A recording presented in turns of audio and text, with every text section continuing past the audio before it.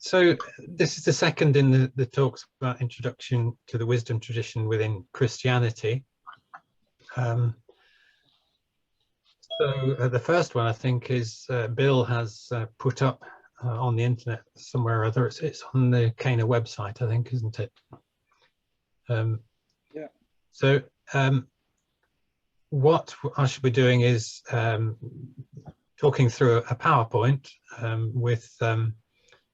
with you all, and it's lovely that you're all here. Thank you for turning up and showing up. And we'll be about an hour, so the talk's probably about 40 minutes, and then we've got 20 minutes or so at the end of it, just to discuss and comment and so on. So I'm going to share my screen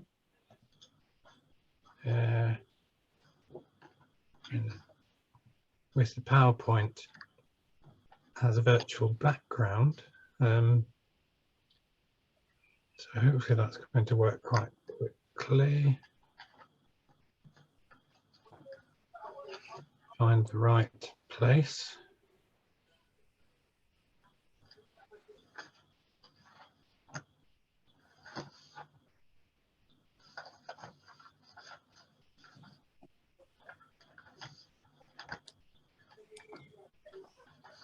Getting there slowly.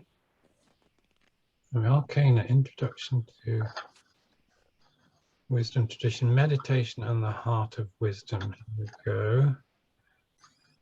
This should come on in a second. Need to ask people to mute. Yes, if everybody would like to mute, just to stop any noises off, telephones ringing, dogs barking, unexpected people coming in and so on and so forth. It always happens to somebody, doesn't it? Well, it happens to me anyway. My screen just says preparing PowerPoint at the moment. Oh, here we go. Here we go. So meditation and the heart of wisdom. The way I see it is that Jesus was really a forerunner in that he blazed a trail and achieved the full potential of the human being for all of humanity. He created, if you like, a new path, and it's the way of love and compassion. But it was a costly process for him. He had to suffer in creating a path through, you know, all the nettles, brambles and thorns that life throws at us all. But once cleared, the path is then open for us all to walk in, if we can find that timeless, narrow way, the way to Christ consciousness, to putting on the mind of Christ, as St. Paul expressed it. And that, I believe, is what we call more often these days the awakening process. And I think that meditation is a key part of it. So I've called this talk Meditation and the Heart of Wisdom. And the opening of the heart is part of this journey. We know the teaching of Jesus says that the inward state of the heart is crucial for our spiritual development. Blessed are the pure in heart, for they shall see God. Or for where your treasure is, there your heart will be also. And the Bible's full of phrases about the heart. Here's some of them. Incline your hearts to the Lord. Trust in the Lord with all your heart. I shall give them a heart to know that I am the Lord. They shall be my people. I will be their God, for they shall return to me with their whole heart. In Romans, you find God searches the heart, or God who said, let light shine in the darkness, has shone in our hearts. And there are many, many more, as I'm sure you know.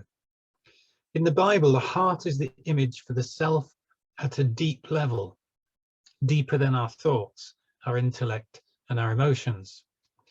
It's more to do with our ultimate motivation and the spiritual center of our whole being. And when we turn or surrender to God, we enter the divine consciousness within us that is our very being.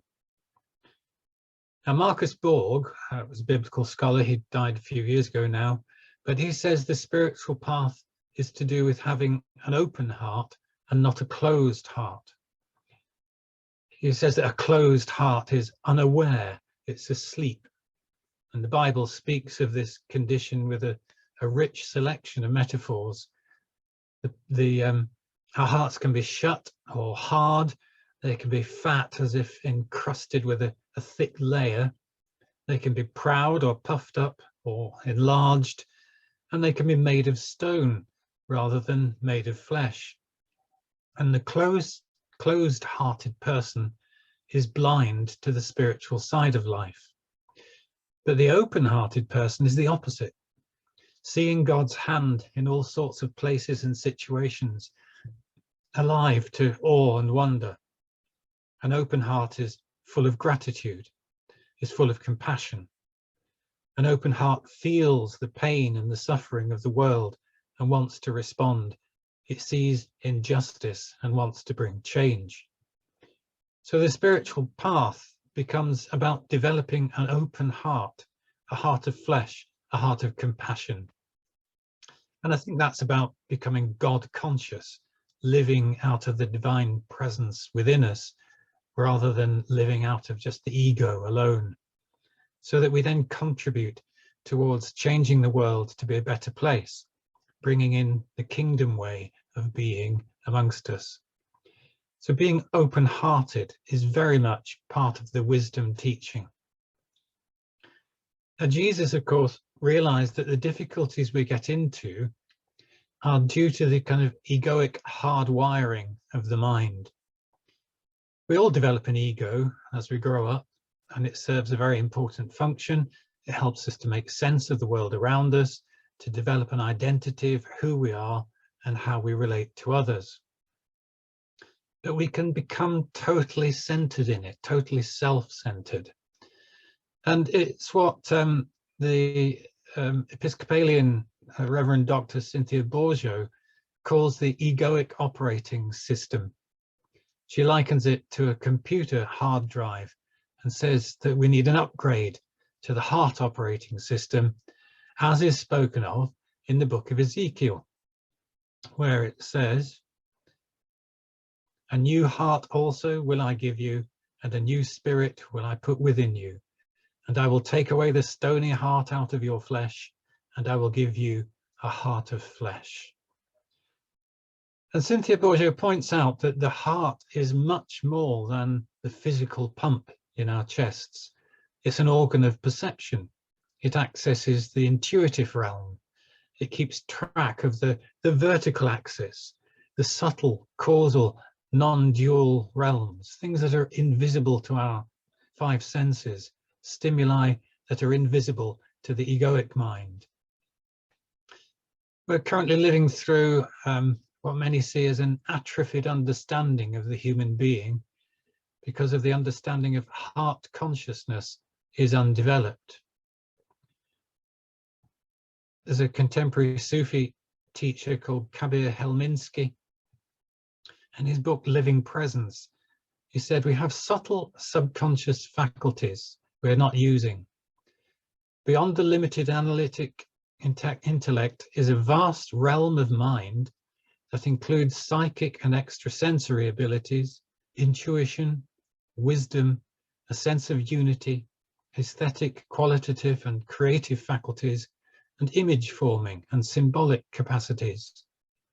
Though these faculties are many, we give them a single name with some justification, because they are operating best when they are in concert. They comprise a mind, moreover, in spontaneous connection with the cosmic mind, the total mind that we call heart. And I think this is a very important point, that there is so much in our being which is beyond the mind, beyond the detection by our senses, and yet we somehow are able to subtly sense things. You may remember John O'Donoghue, the Irish poet, really. He wrote a number of devotional books, and he describes in very poetic terms, this process of change that I think is central to Christianity and all genuine spiritual paths. Love is the way of the heart, and living the path of transformative love changes us and awakens us, brings us into Christ consciousness. So here are his words from this beautiful book, Anam Cara. When love awakens in your life, in the night of your heart, it is like the dawn breaking within you. Where before there was anonymity, now there is intimacy. Where before there was fear, now there is courage. Where before in your life there was awkwardness, now there is a rhythm of grace and gracefulness. Where before you were jagged, now you are elegant and in rhythm with yourself. When love awakens in your life, it is like a rebirth, a new beginning. Though the human body is born complete in one moment, the human heart is never completely born. It is being birthed in every experience of your life. Everything that happens to you has the potential to deepen you. It brings to birth within you new territories of the heart. That beautiful passage, I think, says something about really what the wisdom tradition is about opening to this love, this compassion.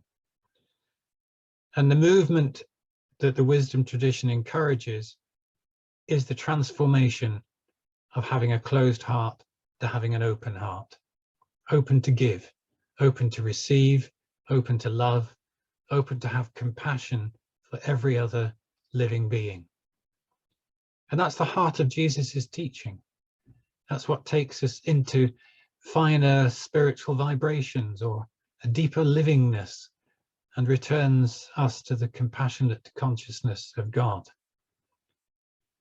You see, we use the heart as a metaphor, separate from the physical pumping heart, but the Institute of Heart Math says we can't separate the two.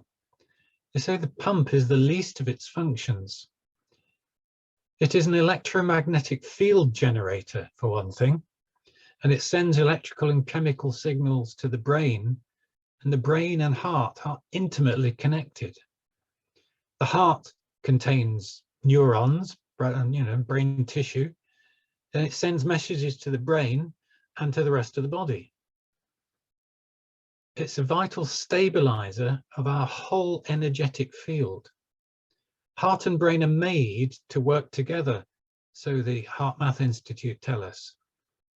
And in the book of Proverbs, we find the verse, as a man thinketh in his heart, so is he. These things are said so many years ago, and yet we begin to find that they're so true.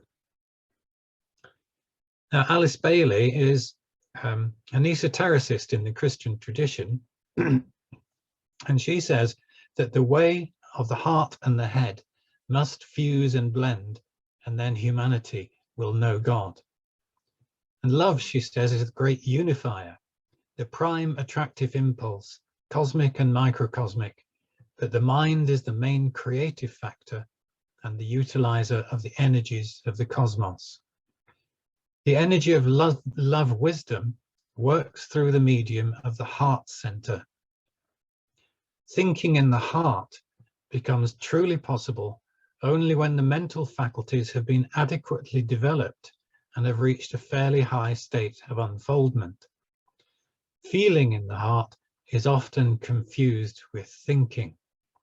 The ability to think in the heart is the result of the process of transmuting desire into love during the task of elevating the forces of the solar plexus into the heart center. Now that's the kind of more technical way of expressing it, I suppose, but it's also expressed as developing the heart mind. And I do wonder if this is what we come in touch with during meditation, when we have to let go of passing thoughts and are able to enter into a still presence.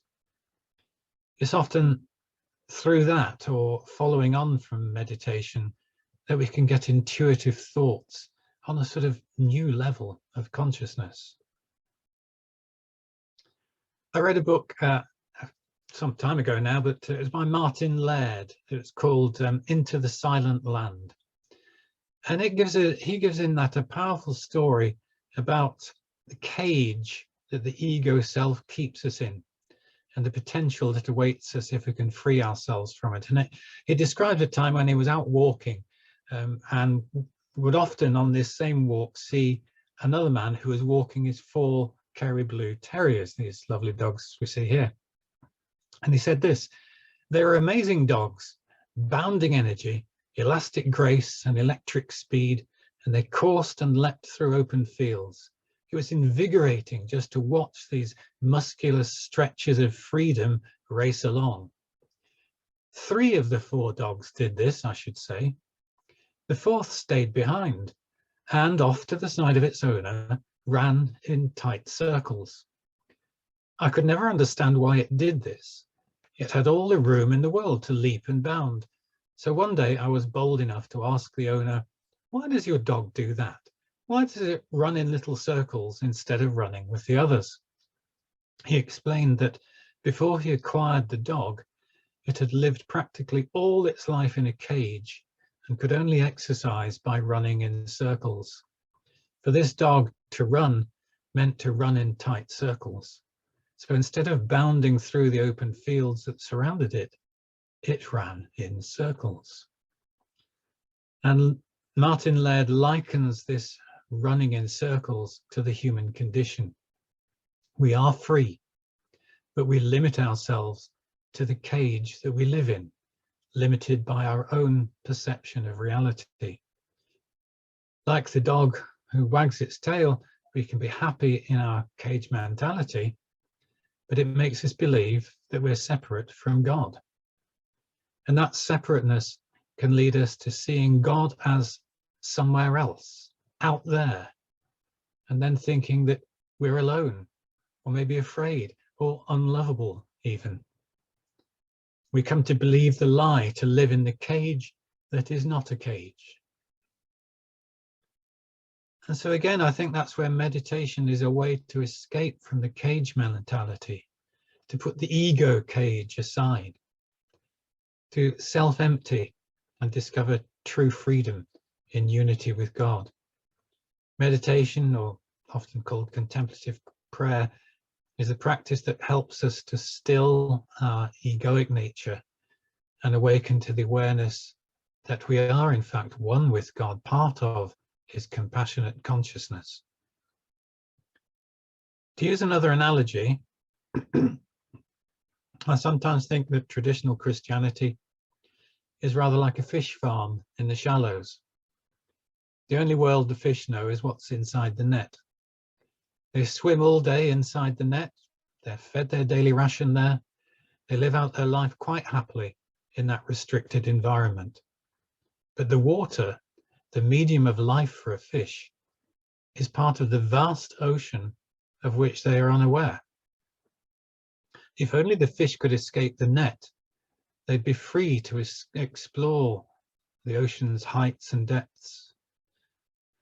And it just seems to me that the form of Christianity that's been so central in the West is restrictive in that same benign way, that there are other deeper riches to be explored in the depths of the spiritual ocean.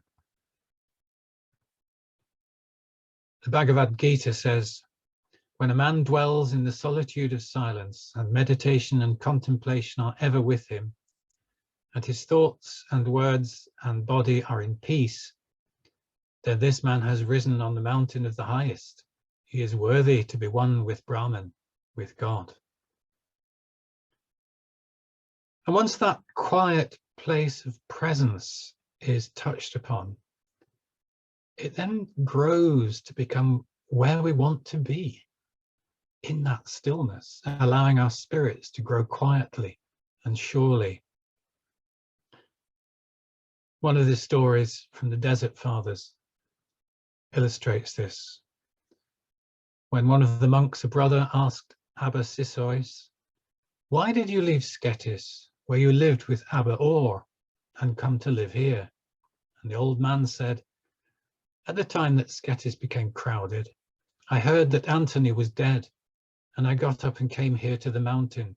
Finding the place peaceful, I have settled here for a little while." The brother said to him, "How long have you been here?" 72 years, was the reply. Abba Sissois found the silence and couldn't part from it.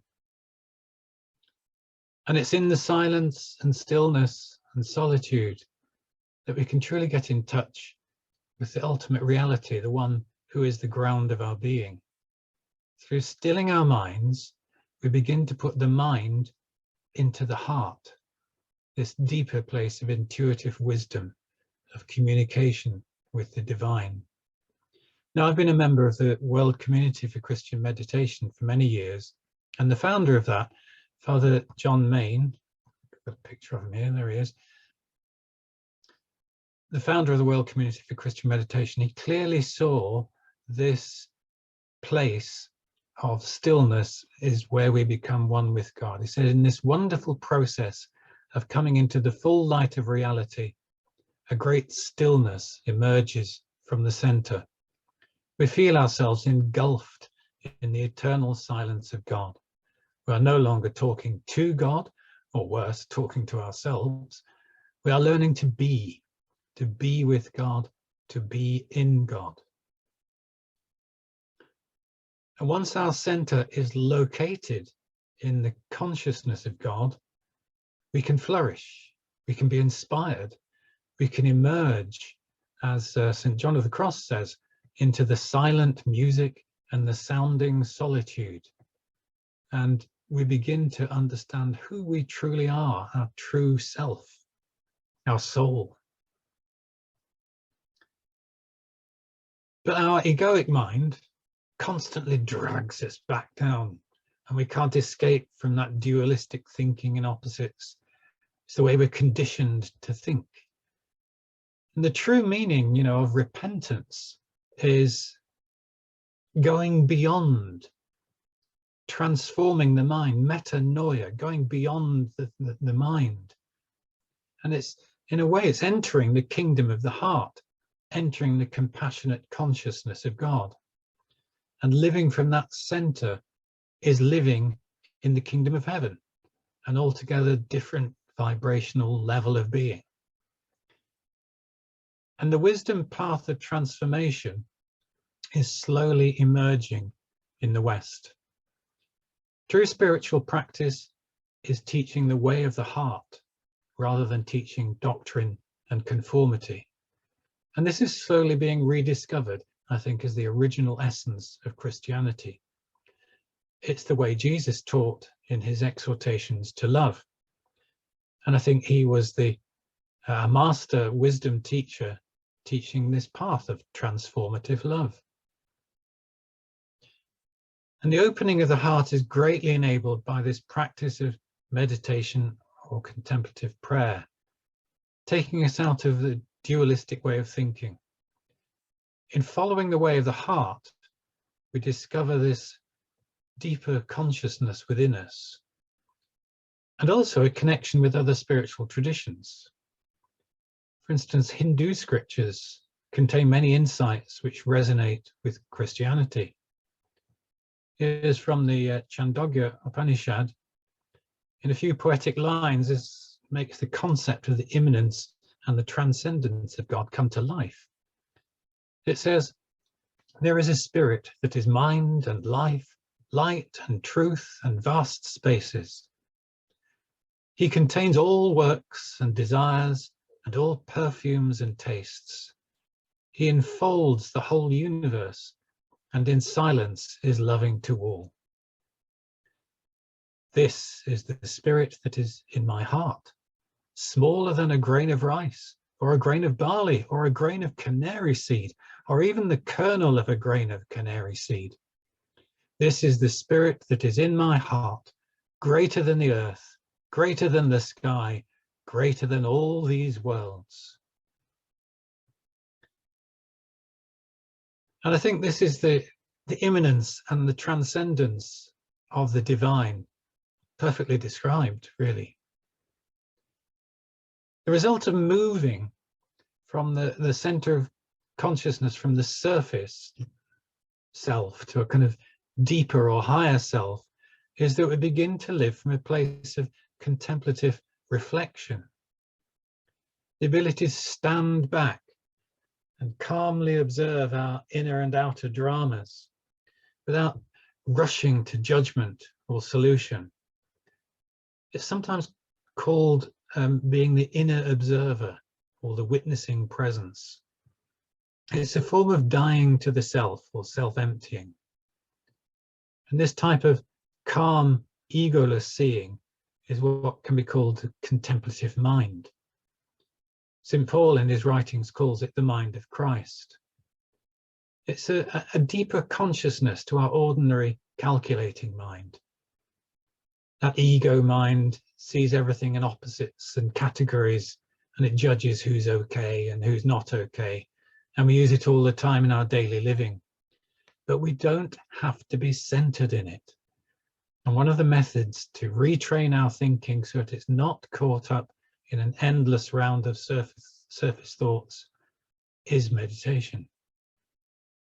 Now, I think often the terms meditation and contemplation are used interchangeably. To me, and some of you may disagree with this, you may see it totally differently, but to me anyway, meditation is the technique and contemplation is the resultant form of prayer. There's a lot of different techniques of meditation, including breath work, repeating a sacred word, chanting, using a seed thought to focus on, being led in a meditation, visualization, and lots of others. But the technique is working if it results in a state of contemplation, bringing the focus of the mind to a higher or deeper place from which compassion flows and where this unitive consciousness abides. Now, there is an organization called the Contemplative Mind. There's an organization for everything these days, isn't there? But there's a whole tree of contemplative practices that are identified by the organization.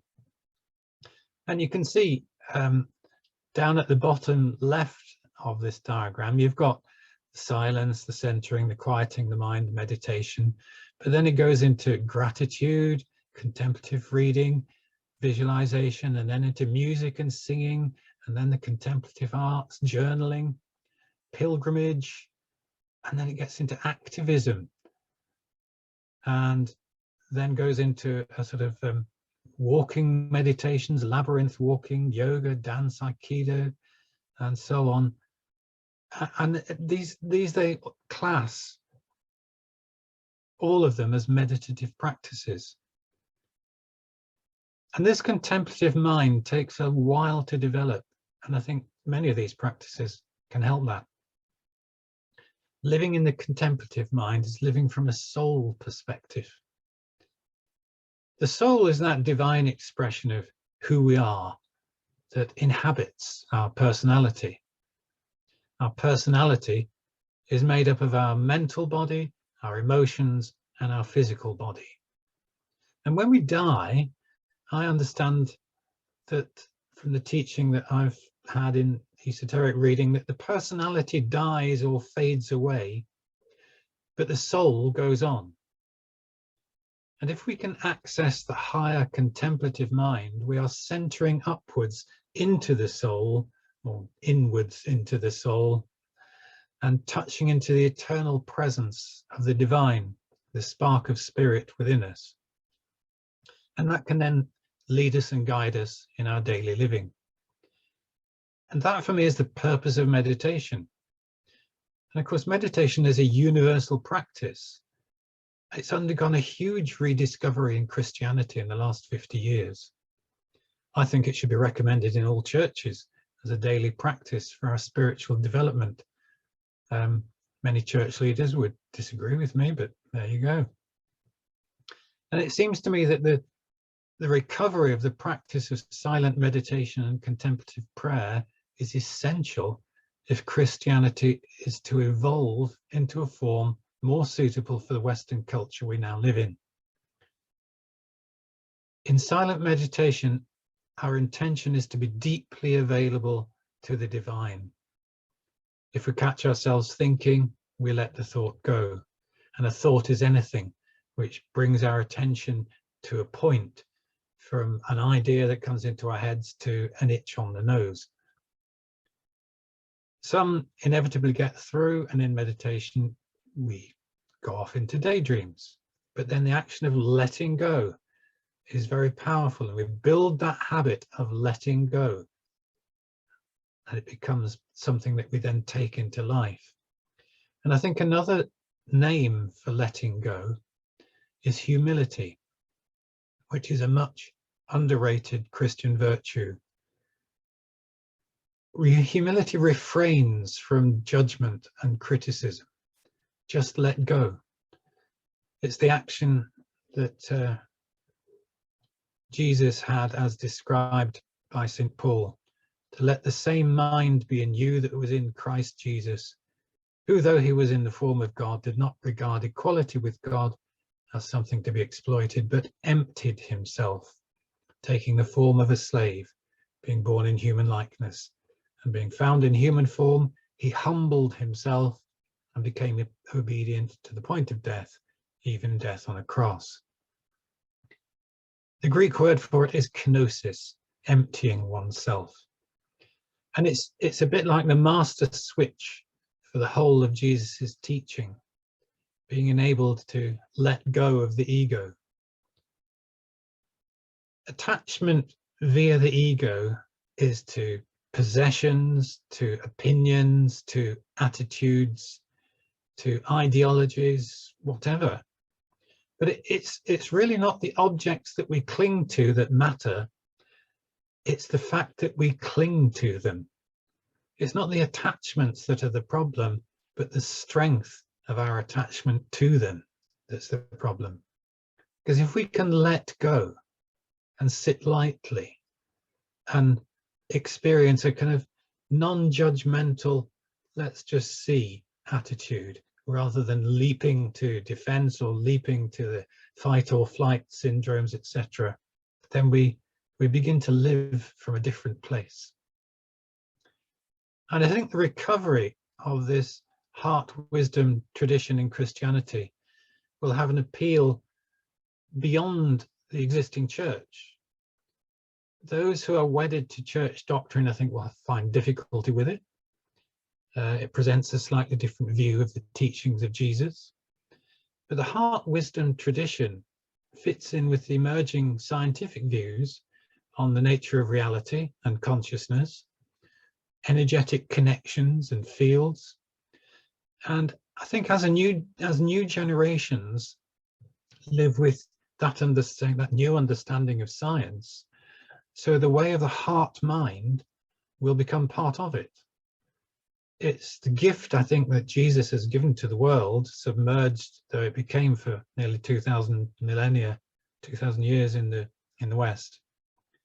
But despite its submergence, it's been a strong current running through mystical and Orthodox Christianity, and it now seems to be bubbling back up to the surface because the time is right. The time is right for this new understanding of Christianity to come to the fore. So I'm going to finish there and see if we want to take any questions. Just to let you know, the next talk is not until November the 17th, so it's a little way off. But it's good if you can put that in the diaries for the future. Again, a Thursday, November the 17th. And I'm going to be looking in a little bit more depth there at the breakthroughs in recent understandings of Christianity, the role of Jesus as a wisdom teacher, the cosmic Christ, and the movement towards a more universal version of Christianity. So I'll switch the sharing off, and we can maybe get into a bit of a discussion about where we are with Christianity at the moment. and whether you think this is a way forwards for us all. So I'm open to any comments, suggestions, ideas, questions, whatever comes out.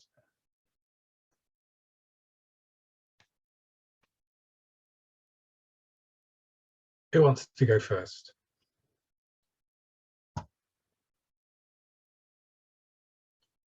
Carol, you're speaking, but you're muted.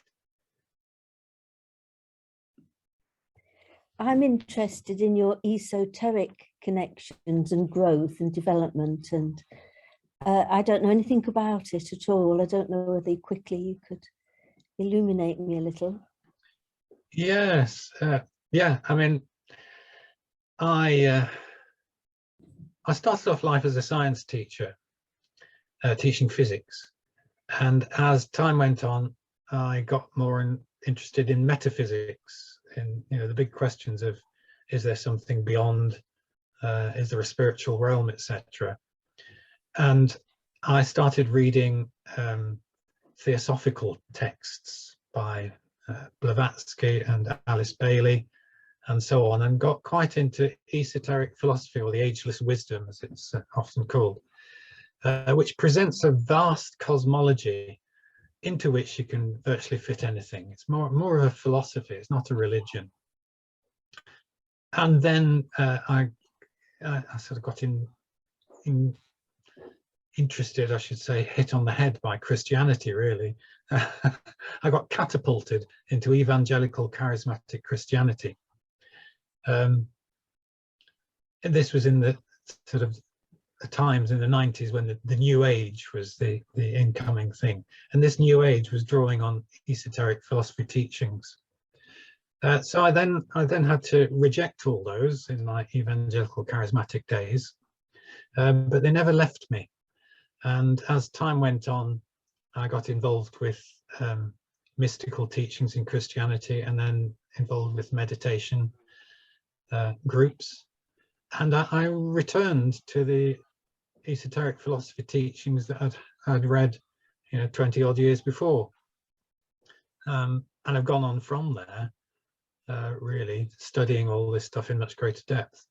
And it presents a whole other cosmology, but Christianity kind of fits into it, as does Hinduism, as does Buddhism, as do all. But it's not just about religions, it's about the whole gamut of human experience. And it puts forward the ideas that there are various planes and levels of being, and that there are ascended masters who are guiding humanity through the difficulties that we've been going through for so many years.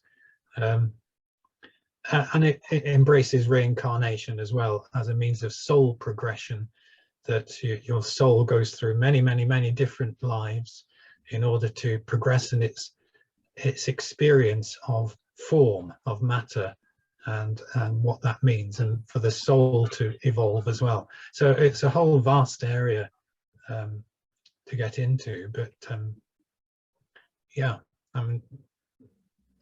does that answer any more questions? Thank you. Yes, thank you. I don't know whether some of the others may well be involved in some of this as well, I'm sure. Carol here. Thank you, Don. It's very moving what you've put together. Just to continue what you were just answering, I've about 35 years been involved. Since childhood, I was very into Christianity, and but I found finding Alice Bailey and Sundal House, which is what you were talking about, the esoteric teachings, as I've learned about them a little bit more. It so deepens and widens what happens to be very important to me, Christianity, but it's also so inclusive of other spiritual traditions and none, When you were speaking about the masters, now if I if I hadn't been studying that, I would be put off by that word. So I just wanted to share for those that might just be, that it's simply beings that have walked this earth, as I understand it, Don, and you may say something more, and very evolved beings that are working mostly from the other side, but they could also be walking on this earth, right? Yeah. Yeah, they're called masters because they have mastered their Thank personality. you. That's Yeah? good. They Yes, have yes, mastered it and have become yes, totally soul infused, I think is yes. and yes. then have gone on to higher levels. That's it. Yeah. Yeah, I mean, I agree. I think the term masters, and a lot of it is written back in the sort of 1920s to 1950s, Yes. 1949, I think was the last book. Mhm. So it's in the consciousness of that age. So the language is expressed through, yeah, everything's male and men.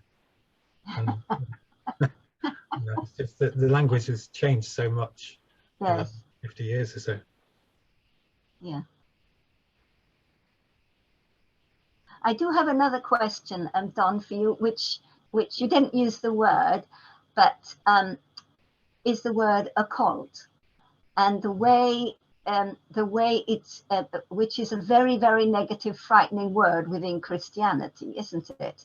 Yes. Or the way it's understood, and yet the way I understand it from doing the meditation as comes through in the Alice Bailey books, is that occult is simply working with energies and not having a specific word for it.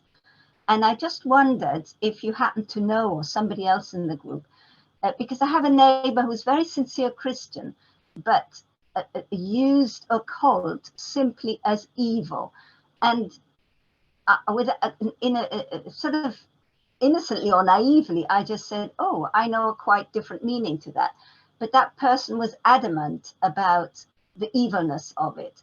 And I just wonder if it's one of those things that Christianity, in this case, has been so afraid of anything that isn't straightforward Christianity as most people understand it, or many people, that has been somehow twisted round as something evil, when it may have two opposite meanings.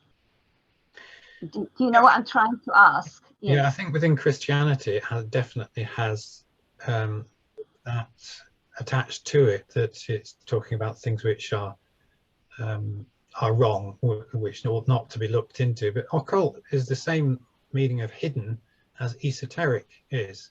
So Yes. you have exoteric religions, which are outwards there on the surface. You can see them. You all know all the names of them. And then there's that which is esoteric, which is like a hidden underground stream of wisdom, and that's what sparks off the religions in the first place, because each of the big religions has had sort of things which have founded them. I think with Hinduism, it's largely the Vedas and the Upanishads have founded them. With Christianity, it was Jesus. With Buddhism, it was Buddha, and so on and so forth. But they have been like upsurges of wisdom that have come from this underground stream, which is occult or hidden or esoteric. And that's all the meaning of the word is in this context at all. Thank you. Brendan, I have a question. It seems to me that the practice of contemplation or meditation is crucial to what you've been saying. I was wondering how much of your busy day you give to sitting in silence. 15 to 20 minutes every morning, basically. Yeah. And you think that's enough? John Main would say you should give it 20 minutes twice a day. He's the founder of the World Community for Christian Meditation. Buddhists obviously do it a lot longer. They do, an hour or so at a time. The contemplative outreach, there's the sort of American version of World Community for Christian Meditation, says about 20 minutes each day, and so on. So the esoteric traditions say at least 15 minutes a day, 10 to 15 minutes a day. So you know, it depends on the quality of the time that you spend in meditation, I think, more than the quantity. Okay, thank you.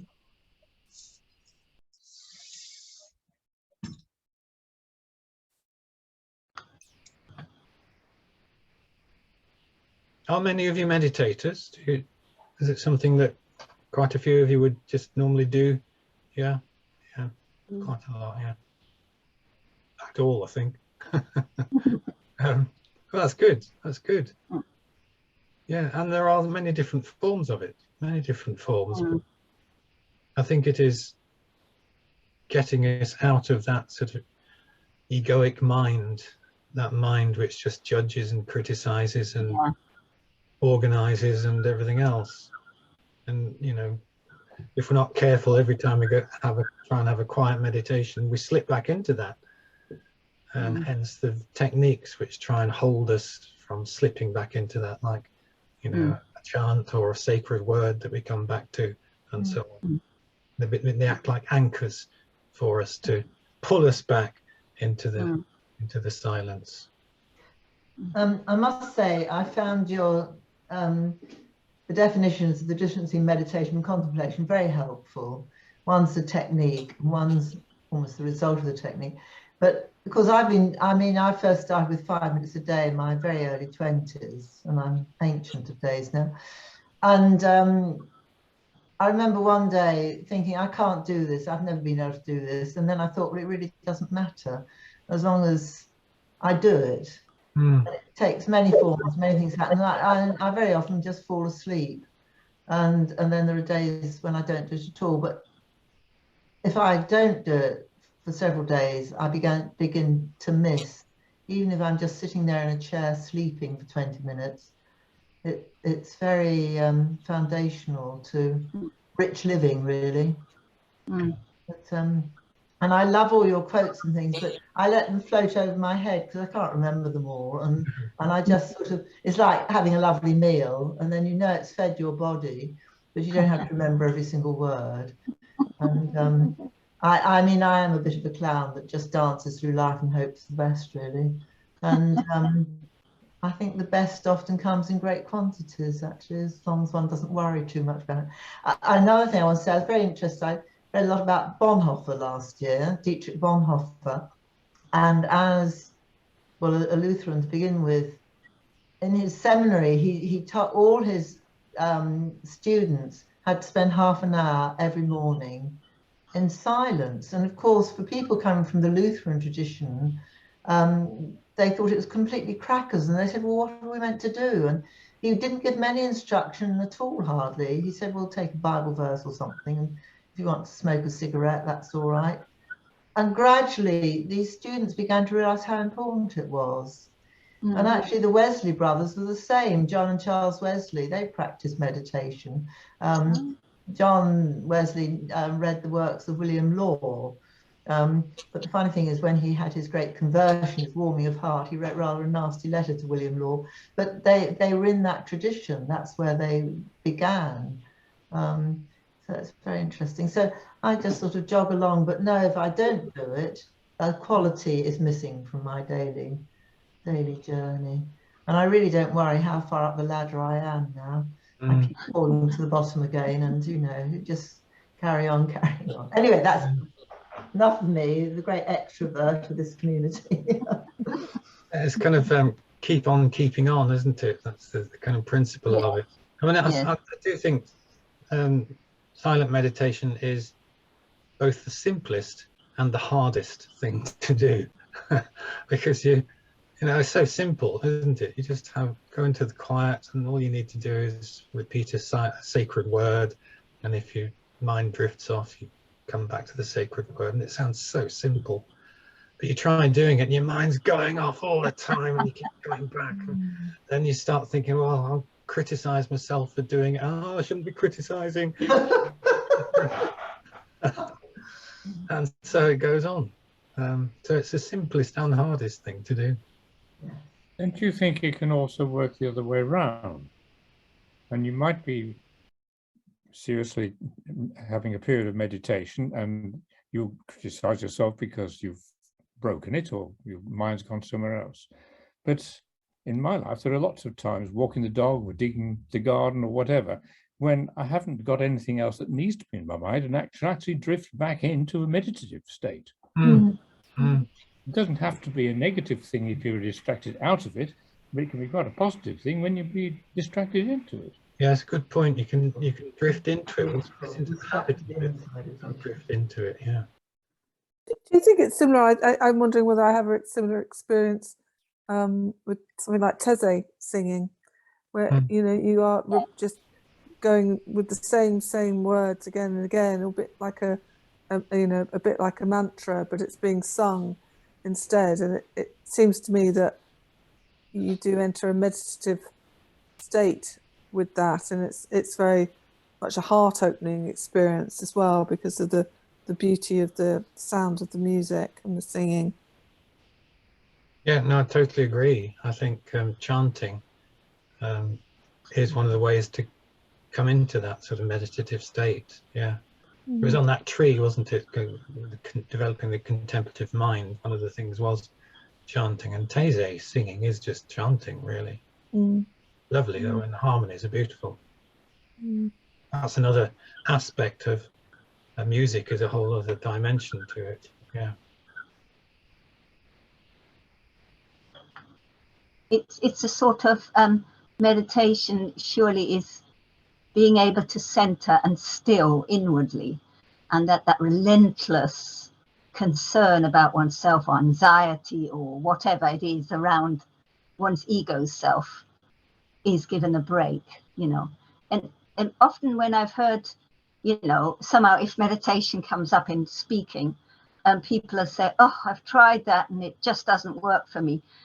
I found it immensely helpful when I heard William Bloom say that for him, who has meditated for 40, 50 years and then runs courses on that and talks with many different people, somebody said to him, what helps me the most is simply to spend time stroking my cat.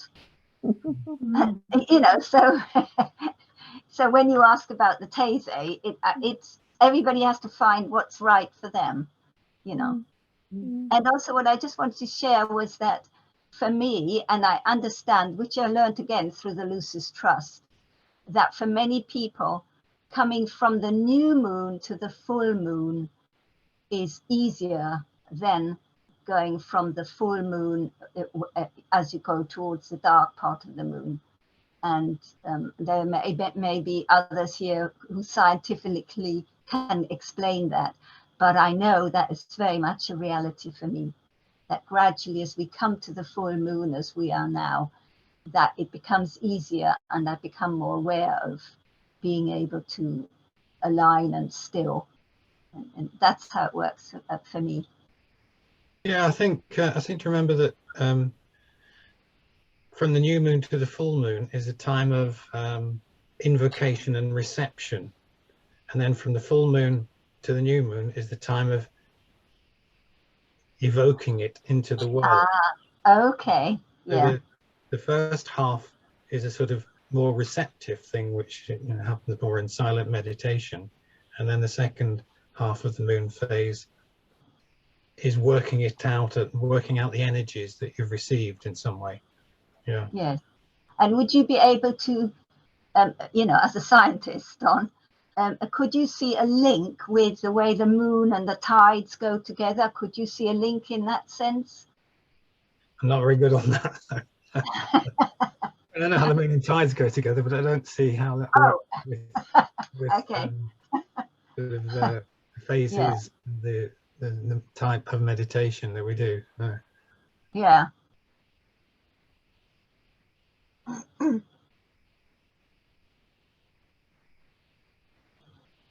Okay, how are we doing? Any other comments or thoughts?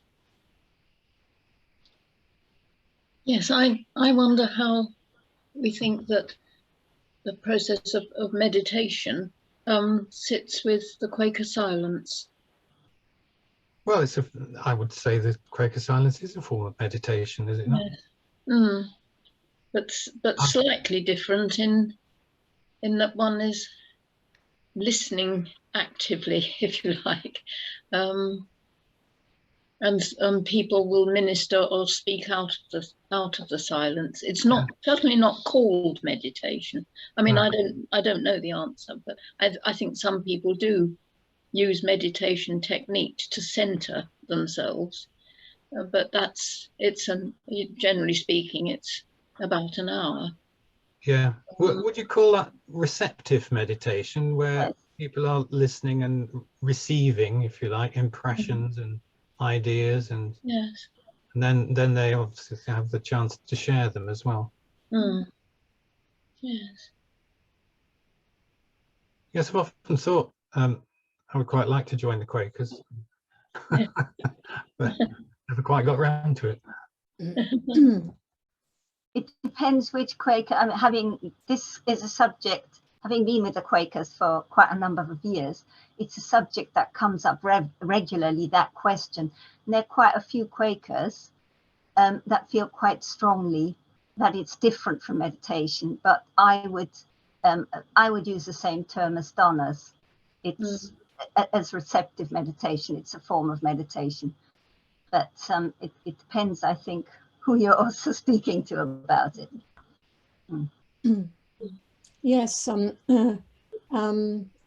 also go to a Quaker meeting, but I've spread around in all sorts of places over many years, and I find that the silence brings me closer to this other level altogether. Mm. And I use the breathing, in other words, in order to be still and in the moment. In other words, the present moment stuff, which is where I find that God is easier to be aware of this other dimension. And I've also had I've learned a lot through the Thich Nhat Hanh Vietnamese Buddhist people, because there again, it's this being aware of where one is. So if one's breathing in, you know you're breathing in, and somehow rather the stillness, one could label it the meditation. For me, the actual word is not particularly, doesn't have to be, it's the silence. And being a sort of naturally over busy person, it's absolute gold dust to me. I'll go into a form, if I think I'll go upstairs and do a meditation, or I'm going to the Quaker meeting, I think I can just go in there and give up, completely surrender to that silence, which is of course put there. Well, I mean, other people might be using it differently. I take the other lady's point of view, you know, this all Quakers are all different, isn't it? So anyhow, sorry about that gong. That's a Buddhist gong which goes every hour. I'm so sorry. I think it's on the machine because it's there in order to say, do you really need to be up here any longer? Nothing to do with what. And I've so enjoyed those wonderful readings that Don gave. Yeah, absolute gems, absolutely wonderful. Thank you, Anne. The whole thing has been lovely. Yes. Thank you for the gong reminding me it's time. I know. Well, the thing was, I unmuted in order to say something and share or something. I wonder if I could just say one quick thing, because what I think is, for me, the difference between the Quaker silence and meditation. People may well meditate within the silence, but we're as a community. So and if you have what is known as a gathered meeting, it is quite surprising, amazing sometimes, that the ministry that comes out of it, people are in the same place. It's a sense of unity. in the same place. Yeah, Just interesting. different from being by yourself. We've had a meditation group meeting here at our house for many years. Mm. But when COVID struck, we went on to Zoom and did it on Zoom. Yeah, exactly. Just as well, it's still the Yeah. same sense of We community. all ended up on all these different Zoom things now. haven't we? Yeah. Yeah, we have. Yeah. Yeah. It may have been Yeah. because we all knew each other beforehand. Yes. Even so, there was a very strong sense of unity together. Yeah. Yes. Thank you, everybody, Thank you, Don. for your contributions and being here and Very valuable. this group. Thank It's been you. lovely. Yeah, as I said, the next one is in November, so keep eyes peeled for the notice that Bill will send out nearer the time. And thanks, Bill, for coordinating this and so on. Yes. And see you all again soon at one or other of our Cana meetings. Thanks very much, everyone. Thank you. Thank you. you. Thank you so much, Don Thank you. Bye-bye. Bye-bye. and Bill.